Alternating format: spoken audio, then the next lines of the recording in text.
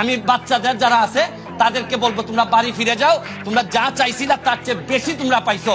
এবং এখন রাষ্ট্রকে ঠিকঠাক মতো যারা আজকে এত বড় ক্ষতি করছে, বিটিভি জ্বালাই দিছে, এরা মেট্রো রেল জ্বালাই দিছে, মিরপুরবাসী এখন সারা 1 বছর কান্না করলে এই পাপ মোচন হবে না। আর এরা চান্স পাইলে পদ্মা সেতু ভেঙে দিত, শুধু চান্স পায় নাই। এরা আসলে এইবার প্রমাণ হয়েছে এদের কাছে ক্ষমতা গেলে বঙ্গবন্ধু কন্যারা। আমি বলতে পারি, আমি ধানমন্ডিতে যখন হাঁটছিলাম আমার দিকে দুরাউন্ডগুলি করা হয়েছে। সামাজিক যোগাযোগ মাধ্যম থেকে শুরু করে আন্তর্জাতিক যোগাযোগ মাধ্যম, গণমাধ্যম, সেটা হোক বিবিসি কিংবা আল জাজিরা বা আরো কোনো চ্যানেল, দেখেছেন কিভাবে আমাদের সন্তানদের উপর গুলি চলেছে।